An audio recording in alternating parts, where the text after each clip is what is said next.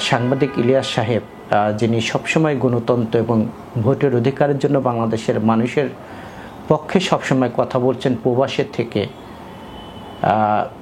সেই ব্যক্তি যখন এই বর্তমান ছাত্র যারা নতুন রাজনৈতিক দল করেছেন তাদের নানান অপকর্মের বিরুদ্ধে ইলিয়াস সাহেব কথা বলেছেন, তারপরেই হঠাৎ করে উনি বোমা ফাটালেন। হাসনাত সাহেব কাছে বাংলাদেশের মানুষ প্রশ্ন করতে চায় যে 11 তারিখ যদি ঘটনা ঘটেই থাকে তাহলে কেন আপনি 11 বা 12 তারিখে জাতির সামনে সংবাদ সম্মেলনের মধ্য দিয়ে আপনি উপস্থাপন করলেন না কেন?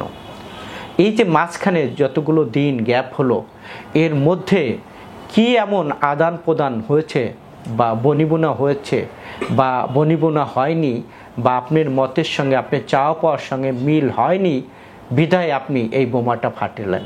ব্যক্তি ওয়াকুর জামান যদি হাসনাত সাহেবকে নিয়ে এই ধরনের প্রস্তাব দিয়ে থাকেন তাহলে উনি এই দায় এড়াতে পারেন না। আমি মনে করি বাংলাদেশ সেনাবাহিনী একটি গর্বিত বাহিনী।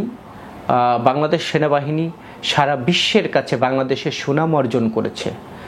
ব্যক্তি ওয়াকুর জামান যে সেনাপ্রধান, তিনি যদি কোনো কাজ করেন সেই দায়ভার পুরা সেনাবাহিনীর উপরে চাপিয়ে দেওয়া যাবে না। ব্যক্তিগতভাবে যদি ওয়াকুর জামান হাসনাত সাহেবের কাছে এই প্রস্তাব দিয়ে থাকেন তাহলে নিন্দনীয়।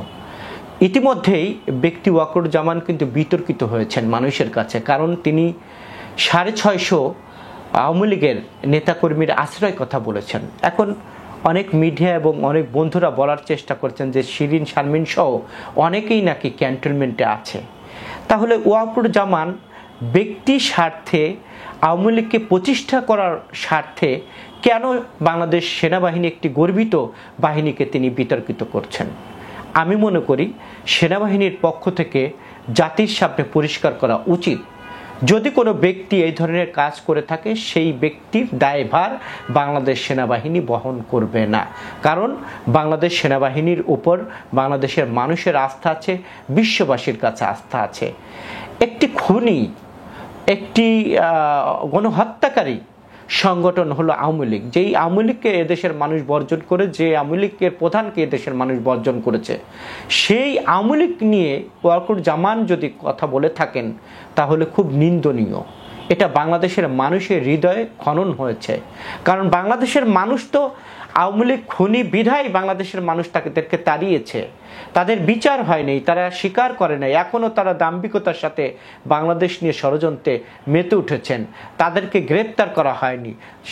তার ভিতরে যদি হাসনাত সাহেবকে নিয়ে এই ধরনের কথা বলে থাকেন তাহলে সেই ব্যক্তি দায় এড়াতে পারেন না। হাসনাত সাহেবরা সবসময় নতুন রাজনীতি করতে এসেছেন, যেটা পিনাকিদা বললেন, এটা আমার কাছে ভালো লাগছে যে পিনাকিদা নাকি তাকে হাসনাত সাহেব বলছেন যে দাদা আমি তো আসলে রাজনীতি অতটা বুঝি না, সব কিছু আমার মাথায় থাকে না। আপনি নতুন রাজনীতিবিদ হয়েছেন, নতুন গাছ, এটা বড় হতে সময় লাগবে। কিন্তু আপনারা যেইভাবে অন্যান্য সিনিয়র রাজনীতি এবং রাজনৈতিক দলদেরকে হাসনাত সাহেবরা তুচ্ছ তাচ্ছিল্যতা করে কথা বলছেন, তাতে আপনারা ভেসে যাবেন। হাসনাত সাহেবের উচিত হবে দেশনায়ক তারেক রহমানের পরামর্শ নেওয়া। হাসনাত সাহেবের উচিত হবে দেশনেত্রী বেগম খালেদা জিয়ার কাছ থেকে পরামর্শ নেওয়া। হাসনাত সাহেবের উচিত হবে বিএনপির সকল পর্যায়ের সিনিয়র নেতৃবৃন্দর কাছ থেকে পরামর্শ নেওয়া। যদি পরামর্শ নিয়ে তিনি এই বোমা ফাটাতেন তাহলে মানুষ ওনাকে মনে করত আসলেই উনি একজন বিজ্ঞ রাজনীতিবিদ। কিন্তু ওনার যে বোমা ফাটানো, এখানে রাজনৈতিক বাজারে সবাই বলছে উনি কাঁচা রাজনীতিবিদ, উনি রাজনীতি না বুঝেই বোমা ফাটিয়ে দিয়েছেন। আরে বাংলাদেশে যদি কোনো ঘটনাই হয় তাহলে তো আগে বিএনপির সাথে নেগোশিয়েশন হতে হবে, সেটা বাংলাদেশ সেনাবাহিনী বলেন, যেখানে যার কথাই বলেন না। তাই হাসনাত সাহেবেরকে আমি অনুরোধ করছি একজন রাজনৈতিক কর্মী হিসাবে, আমার রাজনৈতিক বয়স 28 বছর। হাসনাত সাহেবকে বলতে চাই যে আমি গত 17 বছরে গণতন্ত্রের জন্য লড়াই করেছি, যতবার জেল খেটেছি আর যত মামলার আসামি হয়েছি, সে কয়টি ভাতও সম্ভবত হাসনাত সাহেব খান নাই।